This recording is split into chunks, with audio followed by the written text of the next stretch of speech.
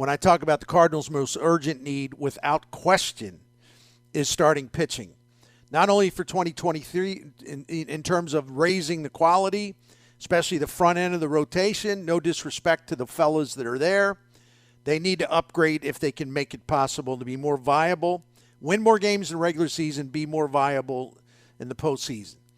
And here's what I'm talking about, how they have fallen behind. You know, everyone keeps harping about the offense and the outfield. And I couldn't have put it in any clearer terms last week when I talked about this to tell you exactly where the Cardinals ranked offensively in 2022, and they were like top 10 across the board. They were fifth in runs per game. I mean, all these other categories. I mean, this was a hell of an offense, but we tend to remember the things that didn't go right.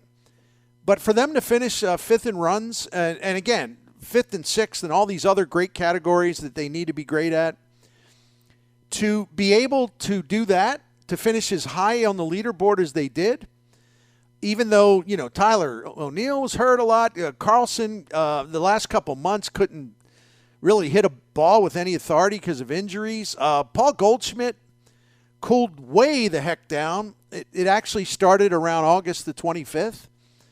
And there were other things as well. No offense out of the catcher position. So, and also like breaking in rookies, although most of the rookies really did a good job for him. But my point is, you know, and Albert Pujols, God love him, but the first half of the season, he was pretty quiet. But they still finished with a top 5 offense. And yet people that I pay attention to as far as fans, and I love them, you know, in the comments, and I know we get a lot of it, and some of you now are shaking your head and say, well, yeah, their offense isn't that good. It really was that good. I mean, it's all relative to what everyone else is doing in baseball. And the Cardinals overcame a lot of obstacles, had a lot of problems, but still finished fifth overall in runs per game, and many other categories where you got to be good, like I said. So I'll shut up about that now. But I don't know what it is where, you know, we can't drive the point home that starting pitching is their most urgent need. And it's not just because of the uncertainty with this year's rotation and guys coming back from injuries. And Adam Wainwright getting a year older. And then you have the contracts that will be up after this year, so you don't know who you're going to have right now for a rotation in 2024.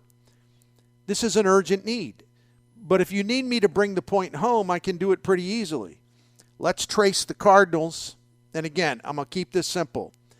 Let's trace the Cardinals in terms of the decline of their starting pitching through the years. Now, I chose to start at 2011, but we can actually take it back much farther. But I wanted to be as close to the before and after. I wanted to be as close to keep those two things together as much as I could. So the Cardinals, when they were winning the series, 2011, they followed up with another National League pennant.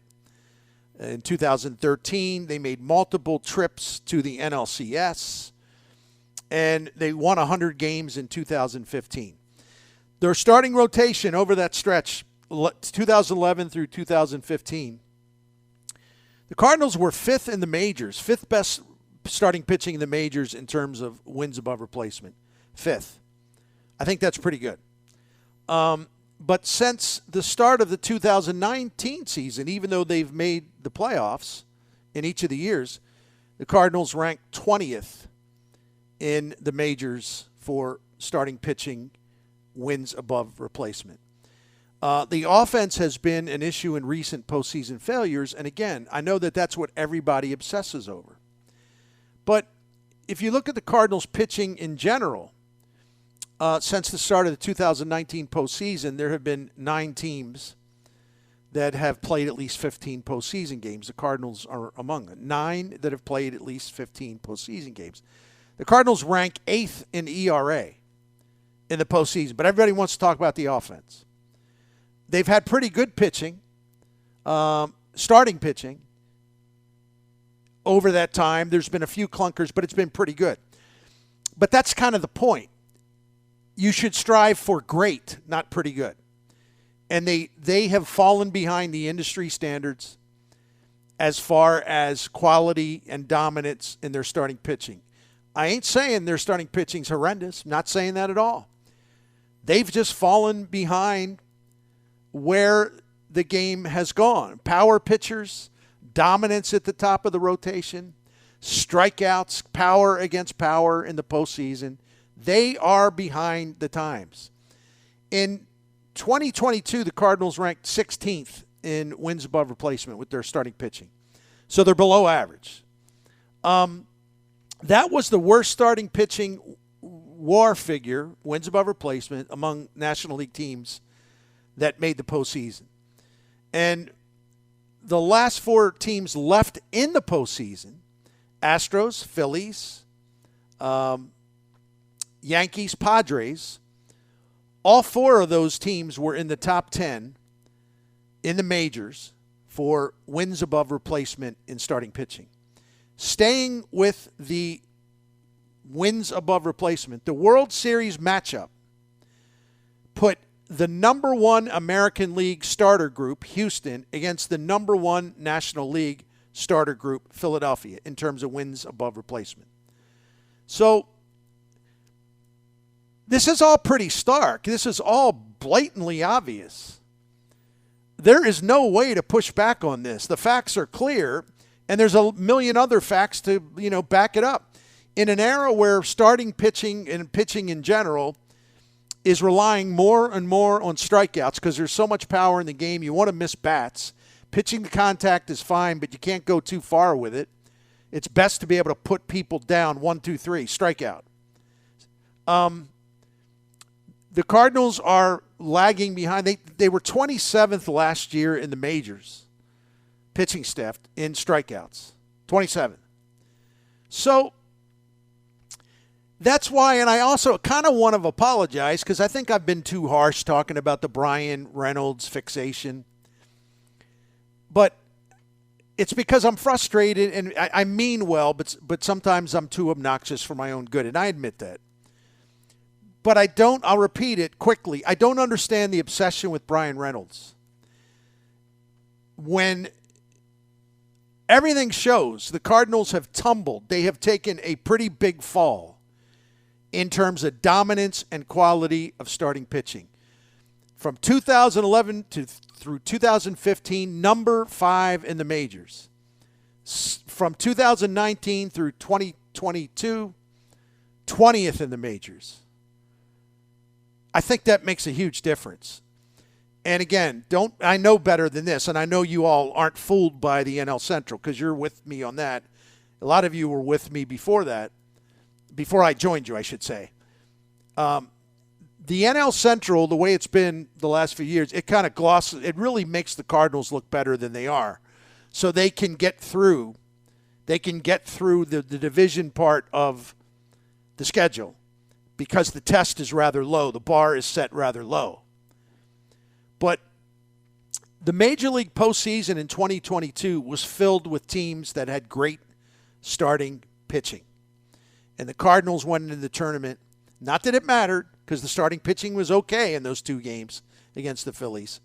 But I'm just saying, what do you think would have happened if they had survived that with the way their pitching lined up? And listen, they don't even have Quintana now, and he was their Game 1 starter in a 2-game postseason for them. But how far do the Cardinals have to go in terms of the quality and the durability, dependability of their pitching, their starting rotation? How far do you want them to plummet while you're all worrying about Brian Reynolds? What, they get down to what, number 25? Is that the next stop? They go from 5th to 20th? Where are we going to be, a couple years ago? Going to be down to 25th out of 30? This thing's got to turn, man. It's just got to go in a better direction. So that's why I am adamant in my belief. You don't have to disagree with me, but whatever. Or you don't have to agree with me, pardon me. If they're going to make a trade and they're going to give up some of the Fabergé eggs that really could make a difference for the Cardinals, but they're going to sacrifice them, you don't do it for Brian Reynolds. You don't do it for Brian Reynolds. You need to fortify and strengthen your starting rotation, both in numbers and in depth and in dominance. I don't know, Jim. I know I'm being dramatic. Again, I'll tell you about my flaws all the time. I get overly dramatic. I get ticked off. I'm frustrated. I'm guilty of all those things. I just don't understand what it takes to make folks, good people, understand what the big need is above all else and how it affects them going forward. Because it could be really damn shaky, really shaky after the 2023 season in terms of their starting pitching. Yeah, it's got to be the power pitching too. It's not the soft talk. As you're pointing out, and you just gave the strikeout rates. I just did a quick glance on just total numbers, just on some of the comparisons, and Miklasz had 153 strikeouts this year, which that's a quality season for him. He would have been on the backside of total strikeouts among the starters and some of those groups. Adam Wainwright was a different pitcher back then. He was up there high. You had Lance Lynn. You had all these guys were at least 150 and more in total strikeouts that year. I mean, those were guys that said, okay, I need a K here or there. Bang, there it is. This group doesn't have that in that arsenal. And to your point, until you get it, you're going to be falling behind because we see it every time the postseason comes around. And we saw it in the very brief 2 games the Cardinals played. The 2 guys the Phillies threw out there said, I need a K. Bang, I got it. Bang, I got it. And Cardinals don't have that, and they're going to need to have it if they want to be successful in the postseason. Yeah, that's so right. And again, every number supports our theory here. These are facts, and they're really irrefutable. And, the whole pitch to contact thing was really successful because a lot of teams were trying to do that, and the Cardinals were better at it than most. And Dave Duncan turned a lot of careers around because he could get guys to throw ground balls. And back then, that was more than enough. And that's why the Cardinals for a while there, and I know Duncan retired with Tony La Russa after 2011, but his philosophy stayed in place. But then the strikeout throwers came along, and so for people would say, well, Bernie, the pitch-to-contact things worked for them, and they won championships with it. Yeah, they did. But that continues to get, further and further, or maybe grammatically correct, I can't remember, farther and farther. That goes back and back and back when you look in the rearview mirror. It's not as relevant anymore because, as I just pointed out, strikeouts do matter more than ever. Maybe the game will change back. I don't know. But the Cardinals just are really behind the trend. And, you look at the pitch to contact thing. And as much as we all respect Adam Wainwright, he is his swing and miss stuff has really deteriorated. And if you look at his ERA this past season, at a time where offense is down, his ERA as a numbers wasn't bad. It was 3.71, but that was his worst since 2019. And in 2019, he wasn't 100% healthy. He was getting closer and closer. But his ERA has slipped, and his fielding independent ERA has slipped. Not overly dramatically, but it has. And you look at pitch to contact, well, why can't you do it? Well, Dakota Hudson had the 7th best ground ball rate among major league starting pitchers who worked at least 130 innings in 2022. Where did that get him? Where did it get him? Yeah. Ooh. He had a 4.54 ERA as a starter, and in his last I don't know, I forget how many now. His last 10 or 11 starts, I mean, his ERA was over 6. Oh, he was getting ground balls. But what happened was a lot of the ground balls, when his first 11 starts or first 7 starts, something like that, were really, really good. But the batted ball luck was in his favor because they were hitting it right at fielders, But when that turned, because you can't sustain that over 6 months, not the way he was getting ground balls and turning him into outs. When that started to fade, he got battered. I mean, there was everything. They were hitting everything. He had the highest contact rate against him by any starting pitcher on strikes this past season.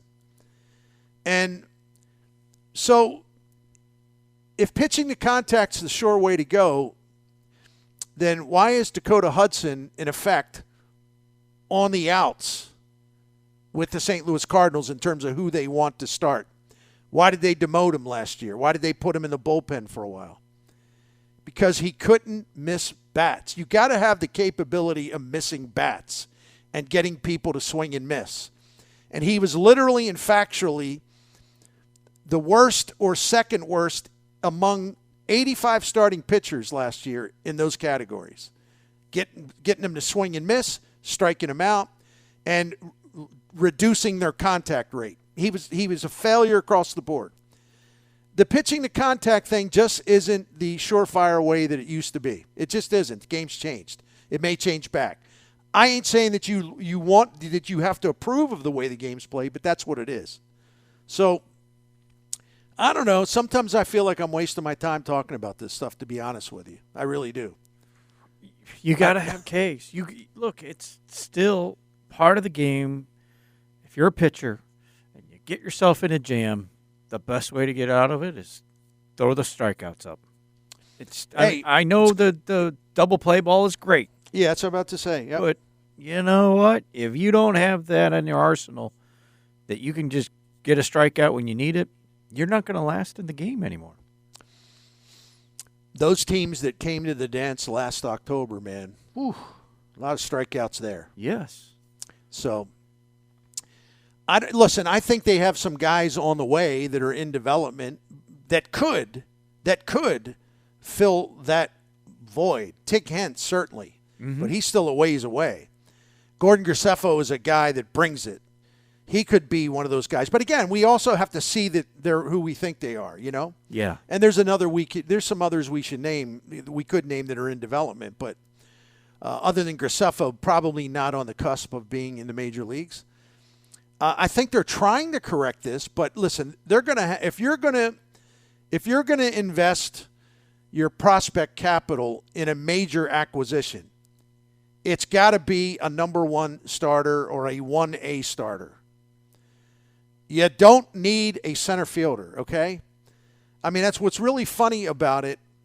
Oh, you can go get a center fielder if you think that he's better, but not at the cost that it would take to get Brian Reynolds. But I want to show you one other thing, and I'll shut up about this, but this is a different but related topic. I was working my numbers today, and I know people will deny this. They'll say, you're crazy. I don't care what your numbers say. Well, that's fine. I know this is America. Facts no longer matter to a lot of people. I get it. You know, for all the hell that the offense has been taking, and just really without merit for the most part, the outfield is in that same category. Last season, the St. Louis outfielding, think about the guys that were hurt, guys are missing for a period of time, Dylan Carlson playing hurt with injuries that, of course, were going to greatly reduce his effectiveness as a hitter. Despite all of these, they traded Harrison Bader away, all that stuff. Despite all of this turmoil going on out there, right? The St. Louis outfield ranked 5th in the majors in wins above replacement and number 8 in the majors in offense in terms of, parking league adjusted runs created. So if you talk to a number of people that watch the team or whatever, you're going to hear, oh, that offense was terrible. Oh, that offense was awful. It was just awful. Offensively, it was just an embarrassment. No, actually, it wasn't. It was the 8th best outfield offense in the game. And over the last 2 seasons combined, the St. Louis outfield ranked 3rd in the majors in wins above replacement, number 6 in offense. But yet you stop a Cardinals fan on the street or whatever, and they'll tell you, outfield sucks, it stinks, they don't hit. It's all false. I mean, I don't know how else to put it. Could it be better? Yeah. I'm not saying it can't be better. Sure it could. That starts with the players being healthy and consistent and able to play a lot more. But for all this, we got to get an outfielder here. Got to get this outfielder. Got to get that. The big kid's on the way, man. He's going to be in that outfield and left field or right field soon enough, and I'm talking about Jordan Walker. So you got to leave. You got to make sure you have a room available at the hotel for him. Now, if there's other ways to add offense, you go get a pure DH type, something like that. If you want to do it, I guess you could look at that.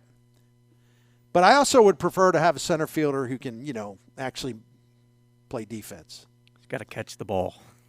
Brian Reynolds, I sort of I've raised the bar a little bit because of to look at guys who are qualified for a leaderboard. In other words, a minimum number of injuries, minimum number of innings played in center field, right? Yeah. So the qualifiers, the list was 46 names long. And Brian Wilson, I see Ira Kaufman mentioned that. It's all right. I like Brian, that. That's right. Brian Wilson ranked, in terms of outs above average, he ranked 46th out of 46th. Is that good? Ooh. I mean, and then, like my dear friend Derek Gould, like in his chat, he's like, in effect saying, well, I don't care about that, or I don't think that. Oh, so they got a pitch to contact staff. And the ball's in play against Cardinals pitching than it is all but 2 or 3 other teams. So the ball's always in play. And you can't use defensive shifts this year, but the ball's going to be in play. And the ball's going to be in play in the outfield. And yet you have a vulnerable, weaker, non-dominant starting rotation. But what you're going to do to make that better is bring in the worst center fielder defensively in baseball. That's how you help your pitchers out. Now, if you're talking left field or right field, not as big a deal. Center field's a pretty damn important position defensively.